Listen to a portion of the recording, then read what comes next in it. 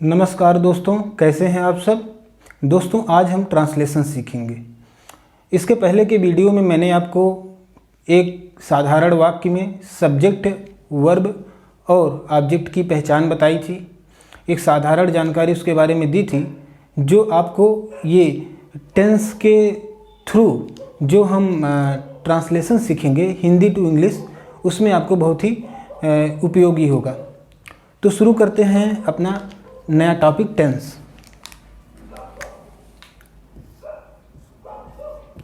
दोस्तों, टेंस का मतलब होता है समय यानी काल। काल, इसी को हम काल कहते हैं या समय कहते हैं। इसके तीन रूप होते हैं या तीन तरह के काल होते हैं, जैसे कि आप जानते हैं। पहला वर्तमान काल यानी प्रेजेंट टेंस, दूसरा है पास्ट टेंस, और तीसरा जो काल है उसको हम कहते हैं फ्यूचर टेंस। दोस्तों, जो वर्तमान काल है यानी जो वर्तमान में चल रहा होता है उसको हम प्रेजेंट टेंस कहते हैं। जो समय बीत चुका होता है उसको हम पास्ट टेंस कहते हैं। और जो आने वाला होता है, भविष्य में जो होने वाला है, जिसकी संभावना है, जैसे मैं डॉक्टर बनूंगी, मैं स्कूल जाऊंगा, इस तरह के जो वाक्य हैं वो फ्यूचर टेंस के वाक्य कहे जाते हैं। पास्ट टेंस, जैसे मैं स्कूल जाता था या मेरे पिताजी पुलिस में काम करते थे, इस तरह के जो वाक्य हैं पास्ट टेंस के हैं। प्रेजेंट टेंस, वर्तमान काल, जो चीज़ें हो रही, जैसे मैं आपको पढ़ा रहा हूँ तो यह क्या है, प्रेजेंट टेंस से वर्तमान काल है। या आप स्कूल जाते हैं, यह वर्तमान काल है। तो इस तरह से किसी भी टेंस के वाक्यों को पहचानने के लिए इनको हमने डिवाइड किया है, और इनको और भी बेहतर तरीके से सब डिवाइड भी हमने किया है, मतलब बेहतर तरीके से समझने के लिए। जैसे कि इसका क्लासिफिकेशन आगे है। जैसे जो हमारा प्रेजेंट टेंस है, इसको हम क्या कहते हैं, इसको ध्यान दीजिए। प्रेजेंट टेंस को पहला जो हमारा आता है प्रेजेंट इंडेफिनिट टेंस। दूसरा दोस्तों आता है प्रेजेंट कॉन्टिन्यूअस टेंस, और तीसरा होता है प्रेजेंट परफेक्ट टेंस, और चौथा होता है प्रेजेंट परफेक्ट कॉन्टिन्यूअस टेंस।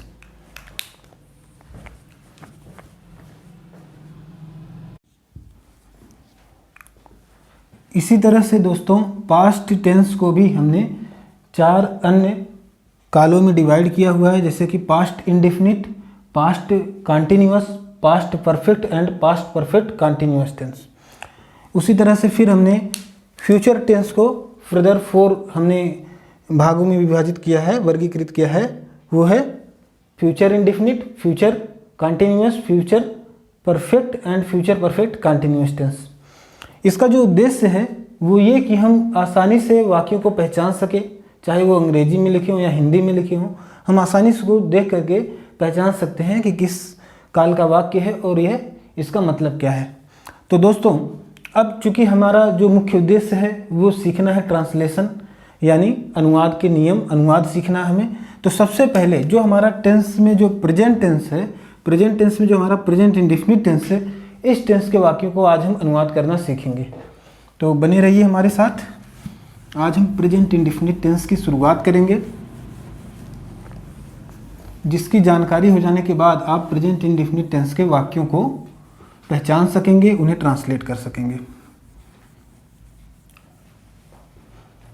तो इसमें हमारा है प्रेजेंट इंडेफिनिट। आप एक बड़ी सी हेडिंग डालिए टेंस, उसके बाद इस तरह से जो मैंने क्लासिफिकेशन कराया था उसको लिख लीजिए।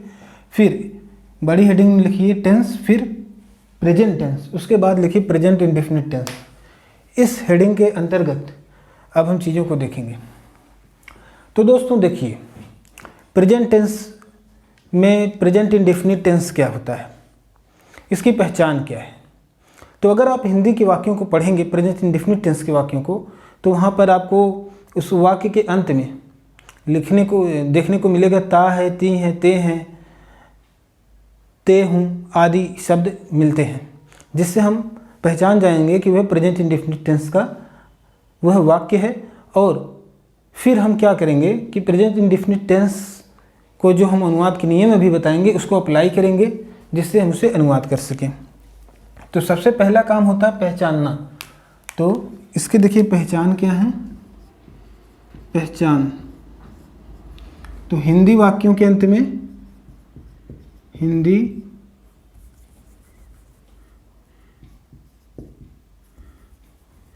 हिंदी वाक्यों के अंत में ता है, ती है, ते हैं,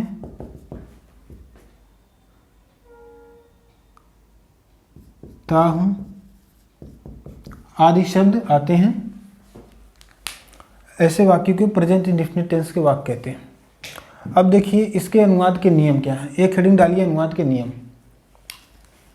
अनुवाद के नियम देखिए, तो सबसे पहले जो अनुवाद करने के लिए स्ट्रक्चर का प्रयोग करते हैं, स्ट्रक्चर है आपका सब्जेक्ट प्लस वर्ब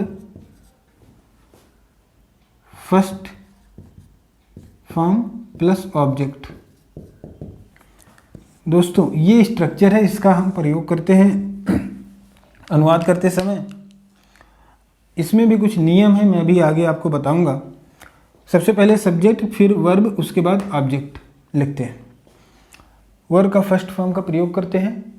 सब्जेक्ट क्या होता है, वर्ब क्या होता है, ऑब्जेक्ट क्या होता है, पिछले के हमने वीडियो में आपको समझा दिया है। अब देखिए हमने कहा था पहचान है ता है। तो जैसे हमने कोई एक वाक्य लिया, राम स्कूल जाता है। देखिए एक वाक्य है, राम स्कूल जाता है। ये वाक्य देखिए ये कौन सा टेंस है। तो देखिए इसमें लास्ट में क्या ता है आ रहा है, इसका मतलब ये क्या है, प्रेजेंट इंडेफिनिट टेंस का वाक्य है। अब इसको अनुवाद करने के लिए हमें इस स्ट्रक्चर का फॉलो करना होगा। और इसके भी पहले हम आपको कुछ और नियम बता देते हैं, वो सब्जेक्ट के बारे में, कि सब्जेक्ट अगर आई वी यू दे हो या प्लूरल हो तब आप क्या करेंगे, या फिर सब्जेक्ट ही सी इट या सिंगुलर हो तब आप क्या करेंगे। तो इतना पहले नोट कर लीजिए, उसके बाद लिखिए रूल नंबर 1। इतना नोट करिए।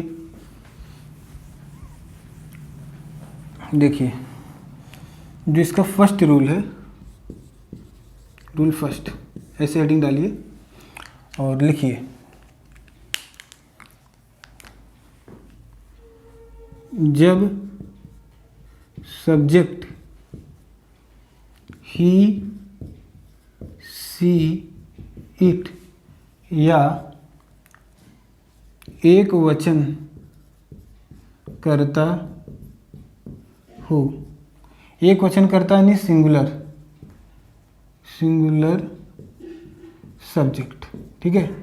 अगर सब्जेक्ट जो है सिंगुलर हो, उस केस में आप वर्ब का फर्स्ट फॉर्म का प्रयोग करेंगे और उसमें यस या यस जोड़ देंगे, ठीक है। लिखिए ही सी इट या एक वचन करता हो तब निम्नलिखित स्ट्रक्चर का प्रयोग करते हैं। तो आप यहाँ पे एक स्ट्रक्चर लिखिए, सब्जेक्ट प्लस वर्ब का फर्स्ट फॉर्म प्लस यस या ईएस प्लस ऑब्जेक्ट। इस स्ट्रक्चर को आप लिखिए। जब सब्जेक्ट जो है ही सी इट या कोई भी एक वचन करता हो तब इसका हम प्रयोग करते हैं, ठीक है। अब इसी के आधार पर हम एक वाक्य को आपको अनुवाद करके दिखाते हैं। जैसे हमने एक वाक्य आपको अभी लिखवाया था, राम स्कूल जाता है। देखिए दोस्तों, ये आपका वाक्य है, राम स्कूल जाता है। सबसे पहला काम आप क्या करेंगे, इसको पहचानने का काम करेंगे कि यह सेंटेंस किस मतलब कि काल का है। तो अंत में क्या रहता है आ रहा है, यानी प्रेजेंट इंडेफिनिट टेंस का है। प्रेजेंट इंडेफिनिट टेंस में हमने आपको ये नियम बताए हैं। तो देखिए, सबसे पहले अब आपने पहचान लिया वाक्य किस टेंस का है। अब पहचानिए कि इसमें सब्जेक्ट क्या है और वर्ब क्या है। तो सब्जेक्ट क्या है, सब्जेक्ट किसे कहते हैं, सब्जेक्ट हमें उसे कहते हैं जिसके बारे में हमें जानकारी प्राप्त होती है। राम के बारे में जानकारी प्राप्त हो रही है कि राम स्कूल जाता है, राम के बारे में जानकारी हो रही है, तो राम क्या है, सब्जेक्ट है। राम क्या है, सब्जेक्ट है। वर्ब क्या है, क्रिया, यानी कौन सा काम हो रहा है, जाने का काम हो रहा है। देखिए स्कूल जाता है, ये क्या है, वर्ब। उसके बाद दोस्तों स्कूल क्या हो जाएगा, ऑब्जेक्ट हो जाएगा। तो हमने देखिए सबसे पहले लिखेंगे सब्जेक्ट, फिर वर्ब, उसके बाद ऑब्जेक्ट। तो सबसे पहले लिखेंगे क्या, राम। राम गो, वर्ब का फर्स्ट फॉर्म गो होता है, टू SCHOOL, स्कूल। अब देखिए ये वाक्य है, हमने ट्रांसलेट तो किया है, लेकिन क्या हमारे जो हमने नियम यहाँ पे लिखवाए थे इसको पूरी तरह से सेटिस्फाई कर रहा है, इस बात का भी आप मिलान कीजिए। तो राम, राम कैसा सब्जेक्ट है, सिंगुलर सब्जेक्ट है, हमने कहा एक वचन करता हो। तब वर्ब में वर्ब के फर्स्ट फॉर्म का प्रयोग करते हैं और उसमें यस या यस जोड़ देते हैं। तो गोस का जो हम बनाएंगे इसका, तो जो हमारा सिंगुलर फॉर्म तो ES जोड़ देंगे, तो ये हमारा वर्ब का ये रूप यहाँ पे प्रयोग होगा, यानी गो में ES जुड़ जाएगा। तो राम गोस टू स्कूल। हमने ES क्यों जोड़ा है, क्योंकि राम हमारा सिंगुलर सब्जेक्ट है। ठीक है दोस्तों, इतना हो गया। अब हम कुछ और एग्जाम्पल लेते हैं इसके लिए, जैसे कि सीता मंदिर में पूजा करती है। सीता मंदिर में पूजा करती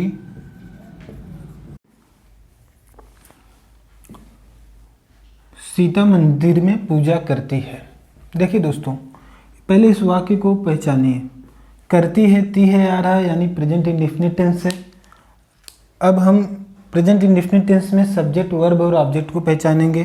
तो देखिए किसके बारे में जानकारी प्राप्त हो रही, तो सीता के बारे में जानकारी प्राप्त हो रही, तो सीता क्या हो गई, सब्जेक्ट हो गई। उसके बाद वर्ब क्या है, कौन सा काम हो रहा है, क्रिया, तो पूजा करना एक क्रिया है, ये वर्ब है, वर्ब। ठीक है, और उसके बाद ऑब्जेक्ट क्या है, मंदिर, मंदिर में। ठीक है, तो सब्जेक्ट, वर्ब और ऑब्जेक्ट आपने पहचान लिया। अब इसको आपको इसी स्ट्रक्चर पर फॉलो करवाना है। तो लिखिए यहाँ पर, इसका ट्रांसलेशन हो जाएगा।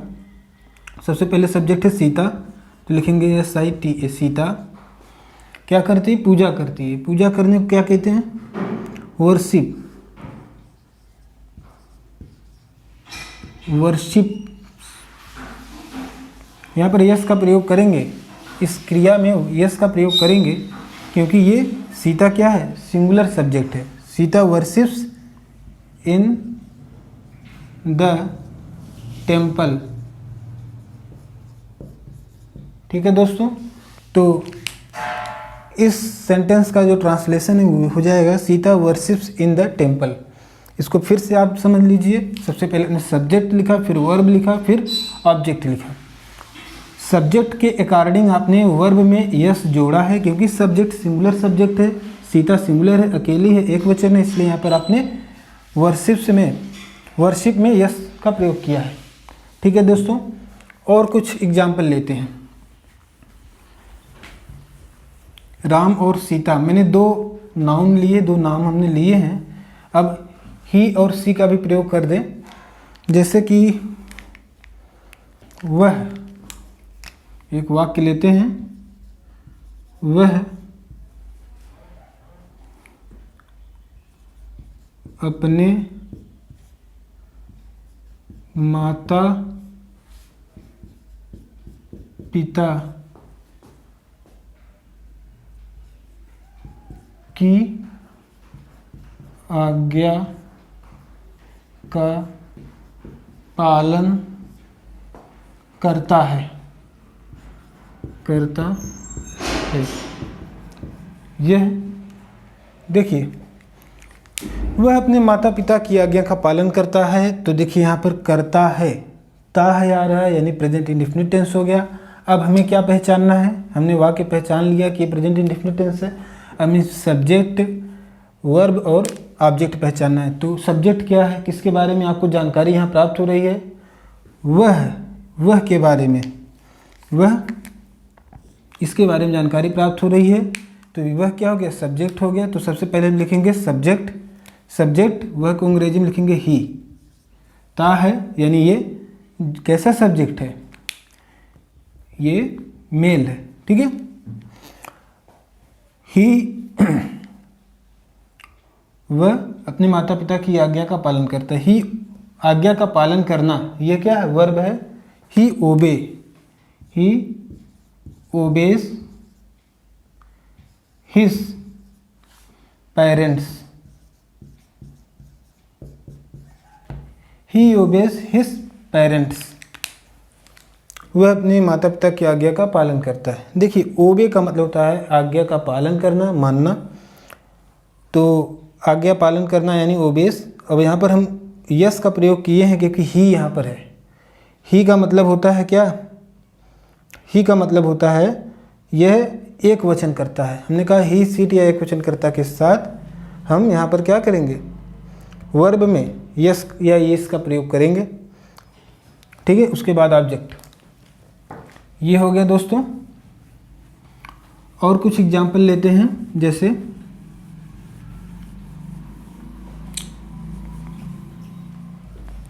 जैसे कि एक वाक्य है, वह अपने भाई को पत्र लिखती है।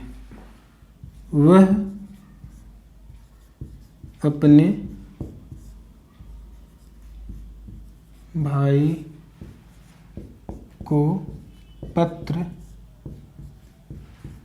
लिखती है।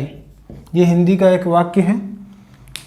सबसे पहले इस वाक्य को आप पहचानिए कि ये कौन सा टेंस है। तो देखिए लिखती है, अंत में क्या है, वह अपने भाई को एक पत्र लिखती है। ती है आ रहा है, तो यानी प्रेजेंट इंडेफिनिट टेंस है।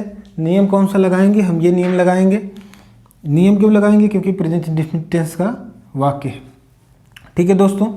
अब देखिए हम सब्जेक्ट, वर्ब और ऑब्जेक्ट पहचानेंगे। तो सब्जेक्ट क्या है, इसमें सब्जेक्ट क्या है, किसके बारे में आपको जानकारी प्राप्त हो रही है, ही मतलब कि वह पत्र लिखने का काम कौन कर रहा है, वह, यानी यहाँ पे हो जाएगा she.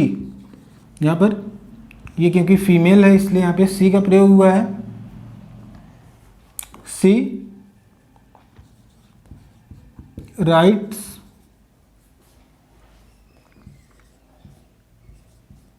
a letter to her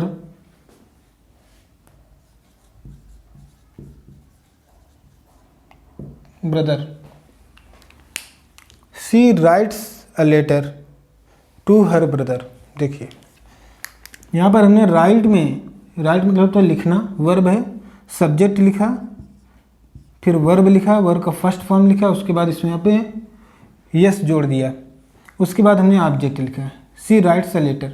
अगर वाक्य हमारा केवल इतना होता कि वह पत्र लिखती है तो हमारा ये ट्रांसलेशन हो जाता सी राइट्स अ लेटर, ठीक है दोस्तों।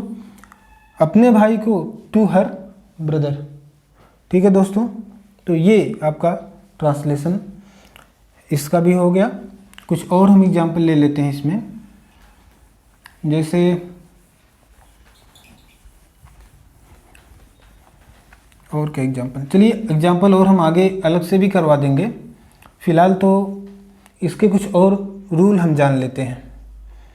और रूल जानने के लिए, जैसे कि अभी हमने एक आपको पहले कंडीशन दिखाई, रूल फर्स्ट बताया, पहला कंडीशन कि जब सब्जेक्ट ही सी इट हो तो एक वचन करता हो, तो ट्रांसलेट करते समय वर्ब में यस या यस का प्रयोग करते हैं।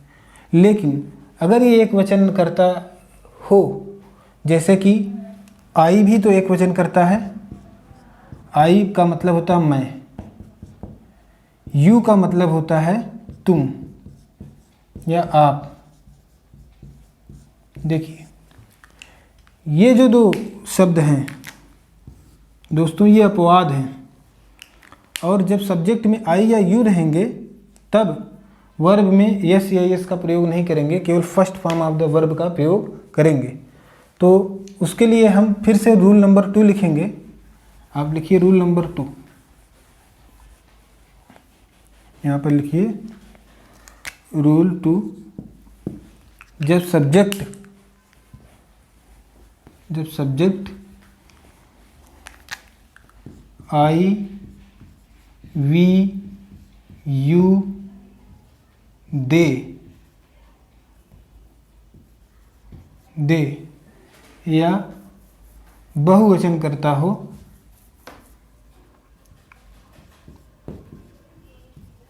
प्लूरल सब्जेक्ट हो, बहुवचन करता हो, तब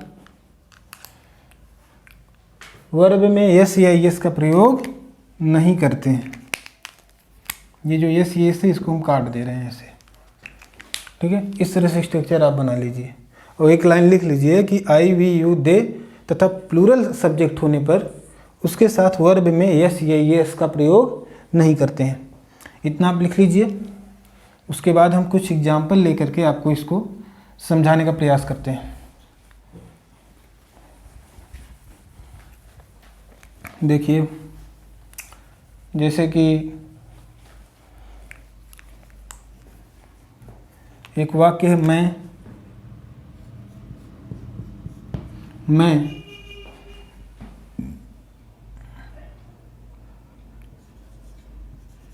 कहानियाँ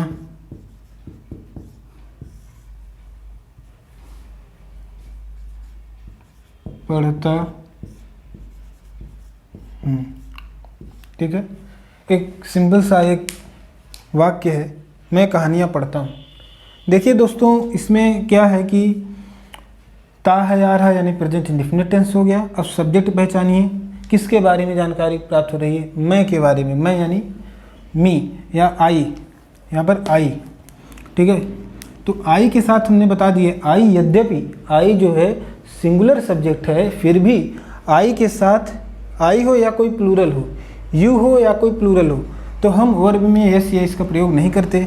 तो इसको ट्रांसलेट हो जाएगा क्या, ट्रांसलेशन क्या हो जाएगा इसका, आई रीड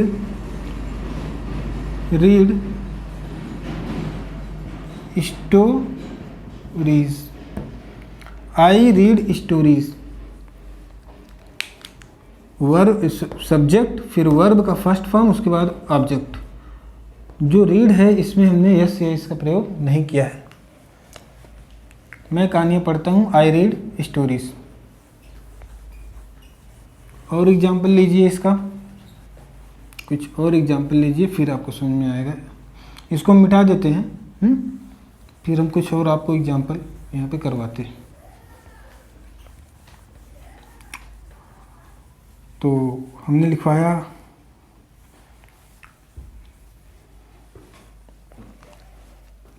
जैसे कि तुम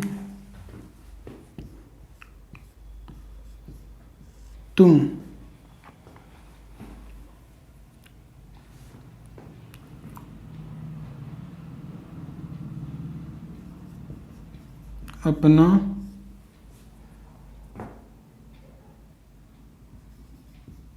होमवर्क, हिंदी में कहते हैं गृह कार्य, हिंदी लिख रहे हैं तो पूरा हिंदी लिखें, गृह कार्य पूरा करते हो, ठीक है।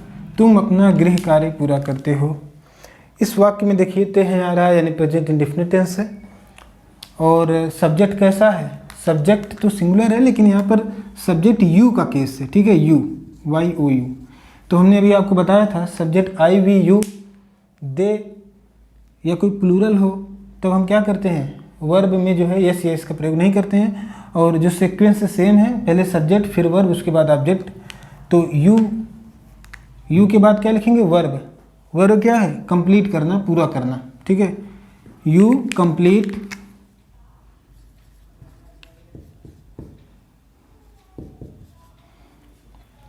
Your home work, you complete your homework, यही इसका ट्रांसलेशन हो जाएगा। कंप्लीट यानी पूरा करना, यू कंप्लीट योर होमवर्क, तुम्हारा गृह कार्य, ठीक है। ये आप नोट कर लीजिए। इसके बाद कुछ और एग्जाम्पल हम लेते हैं।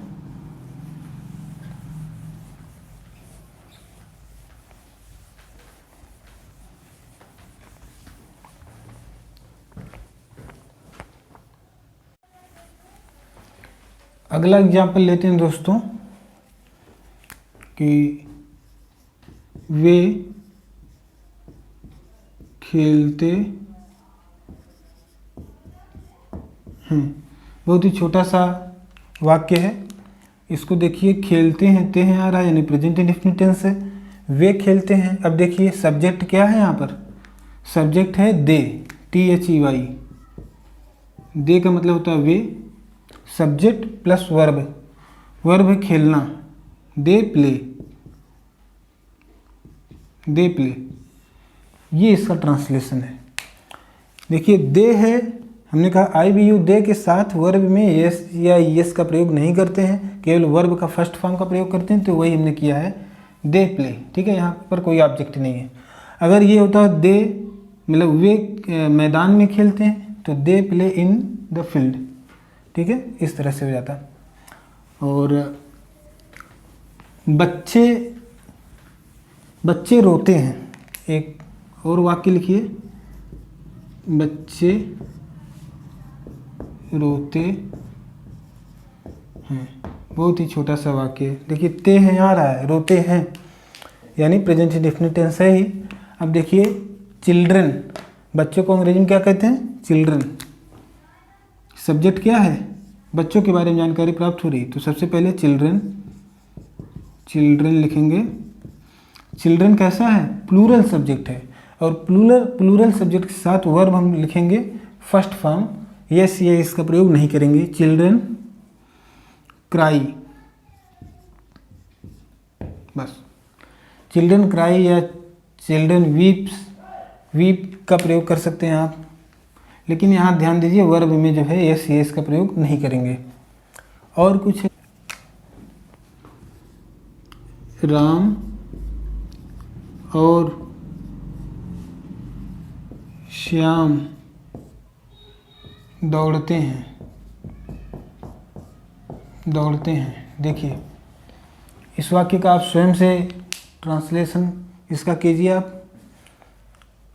देखिए इसमें सब्जेक्ट, दो सब्जेक्ट हैं एक ही साथ हैं, तो वो एक ही सब्जेक्ट माने जाएंगे, लेकिन दोनों टुगेदर हैं तो वो कैसे हो जाएंगे, प्लूरल हो जाएंगे। राम एंड श्याम, जब एंड लग जाता है तो दोनों मतलब व्यक्तियों की यहाँ पे बात हो रही है, तो दोनों मिल के क्या हो गए, प्लूरल हो गए।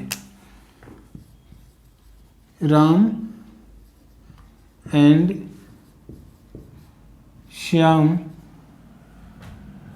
रन, और प्लूरल हो गए ये दोनों मिल करके आपस में, प्लूरल सब्जेक्ट हो गए। तो यहाँ ये जो वर्ब है रन, दौड़ना, इसमें यस या इसका प्रयोग नहीं करेंगे। ये ट्रांसलेशन है, इस एग्जाम्पल को भी नोट कर लीजिए।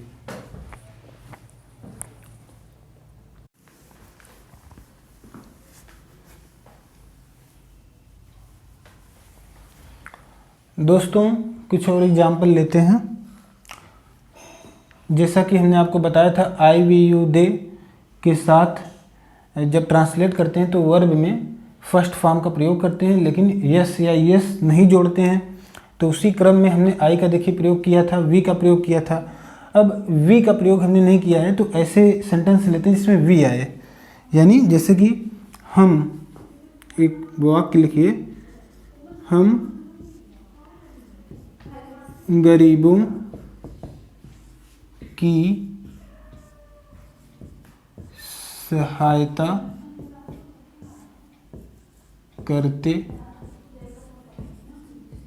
हैं, हम गरीबों की सहायता करते हैं। दोस्तों देखिए ये जो वाक्य है, पहले तो इसको पहचानेंगे, तो ते है आ रहा है यानी प्रेजेंट इंडेफिनिट टेंस का वाक्य है। अब इसमें सब्जेक्ट, वर्ब और ऑब्जेक्ट पहचानेंगे। तो सब्जेक्ट क्या है इसमें, जिसके बारे में हमें जानकारी प्राप्त हो रही होती, या वो व्यक्ति जो काम करने वाला होता, करता होता, उसको कहते हैं। तो हम ये जो क्या है, ये सब्जेक्ट है। वर्ब क्या है, सहायता करना, ये है सहायता करना, वर्ब है। अब इसका हम ट्रांसलेट करते हैं। तो हमने आपको नियम बताया था, सब्जेक्ट प्लस वर्ब, उसके बाद ऑब्जेक्ट लिखते हैं। तो सब्जेक्ट क्या है, वी हेल्प, हेल्प क्या है, वर्ब है, सहायता करना। वी हेल्प पुअर, ठीक है। तो we help poor, we help, देखिए यहाँ पर हेल्प में हमने क्या किया है, यस या इसका प्रयोग नहीं किया है।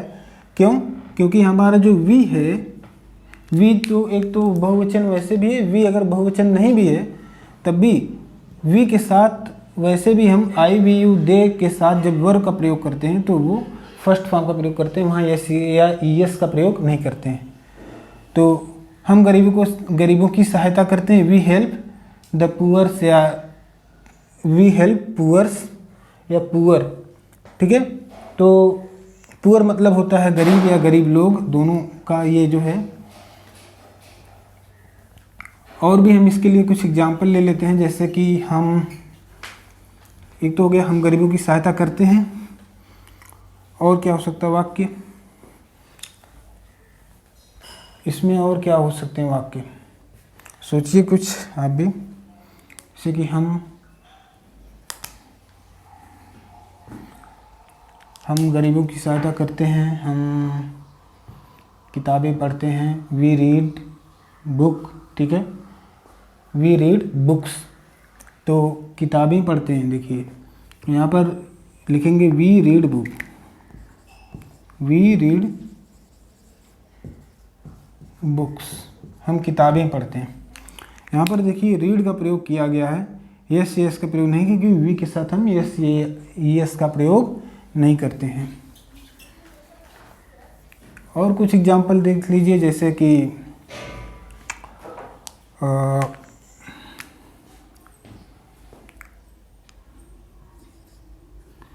वे वाले वाक्य, तो कुछ और एग्जाम्पल, कोई भी आपका सब्जेक्ट जो प्लूरल हो, ऐसा कोई सब्जेक्ट बताइए जो प्लूरल हो। प्लूरल सब्जेक्ट क्या हो सकता है,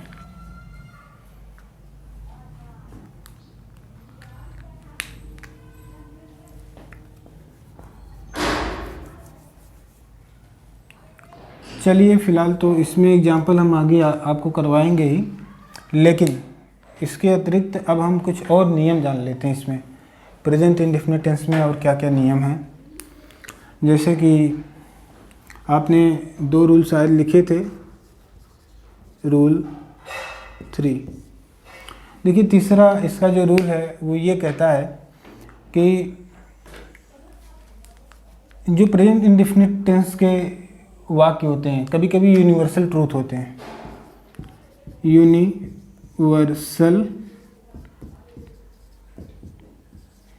यूनिवर्सल ट्रूथ होते हैं, सार्वभौमिक सत्य, यानी जो हमेशा सत्य होते हैं, कभी गलत नहीं होते, इनको हम कहते हैं सार्वभौमिक सत्य। अब ये क्या होता है, जैसे जो भी प्रकृति पर निर्भर चीज़ें हैं, जैसे कि पृथ्वी सूर्य का चक्कर लगाती है, ठीक है, एक वाक्य है, ये कैसा यूनिवर्सल ट्रूथ है। तो प्रेजेंट इंडेफिनिट टेंस का ये वाक्य है। और ऐसे वाक्यों का अनुवाद करते समय हम आर्टिकल का विशेष ध्यान देते हैं। जैसे कि अगर आर्टिकल, वहाँ पर द का प्रयोग भी हम आपको लिखवाएंगे, इसको आप लिखिए, आर्टिकल द का प्रयोग करना। एक और रूल में लिखिए द का प्रयोग कहाँ कहाँ करते हैं। तो कोई भी स्पेसिफिक चीज़ हो या स्पेसिफिक व्यक्ति हो या कोई भी यूनिक चीज़ें हों, उसके साथ द का प्रयोग करते हैं। जैसे the moon, the stars, the earth, the sun, या द का प्रयोग और भी होता है, the Mahatma Gandhi, the John Abraham, the Abraham Lincoln. तो इस तरह से आप इसका प्रयोग कर सकते हैं। और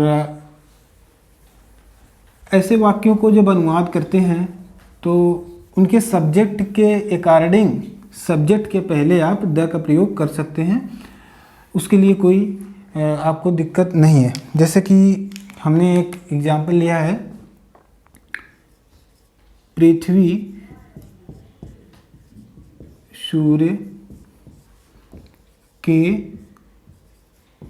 चारों ओर घूमती है। ठीक है दोस्तों, तो पृथ्वी सूर्य के चारों ओर घूमती है, इसका हम कैसे करेंगे अनुवाद? देखिए सब्जेक्ट क्या है, सब्जेक्ट अर्थ, चारों ओर घूमना ये वर्ब हो गया और सूर्य ऑब्जेक्ट हो गया। ठीक है, सब्जेक्ट वर्ब और ये ऑब्जेक्ट। तो सबसे पहले हम क्या लिखते हैं, सब्जेक्ट लिखते हैं, वर्ब लिखते हैं, उसके बाद ऑब्जेक्ट लिखते हैं। तो देखिए पृथ्वी का हम यहाँ क्या लिखेंगे, the earth, the earth, the earth revolves round the sun. ये हो गया दोस्तों आपका ट्रांसलेशन। रिवॉल्व्स यानी चारों ओर घूमना। देखिए यहाँ पर चूंकि ये मतलब कि सिंगुलर था, द अर्थ सिंगुलर था और हमने यहाँ पर क्या लिखा, रिवॉल्व्स का प्रयोग किया। ठीक है, राउंड द सन। ठीक है दोस्तों, तो ये हमने एक प्रयोग कर लिया। अब आगे जो हम आपको बताने जा रहे हैं, रूल नंबर आप 4 लिखिए, वहाँ पर लिखिए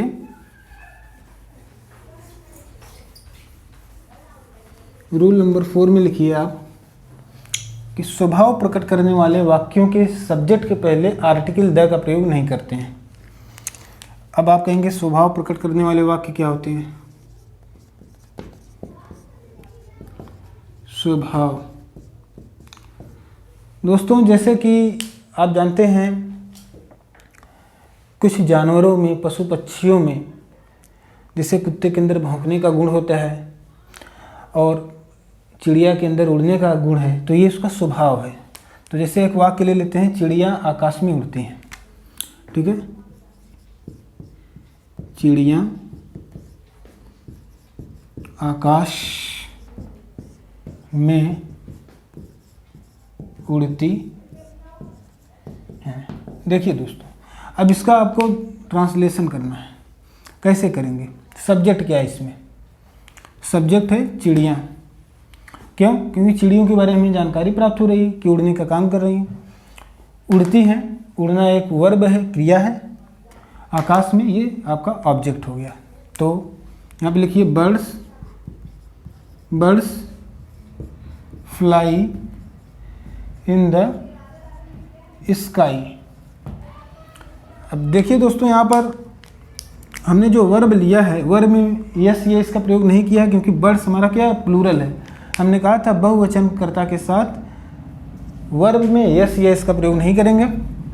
इन द स्काई, स्काई के पहले हमने द का प्रयोग किया है, क्योंकि ये जो है आर्टिकल द का प्रयोग यहाँ हो सकता है। स्काई सिर्फ एक है, जैसे पृथ्वी सिर्फ एक है वैसे स्काई भी एक है, लेकिन सब्जेक्ट के पहले आर्टिकल द का प्रयोग कभी नहीं करेंगे। अगर हम यहाँ पे द का प्रयोग करते तो ये हमारा गलत हो जाता है, इसलिए हम यहाँ द का प्रयोग नहीं करेंगे।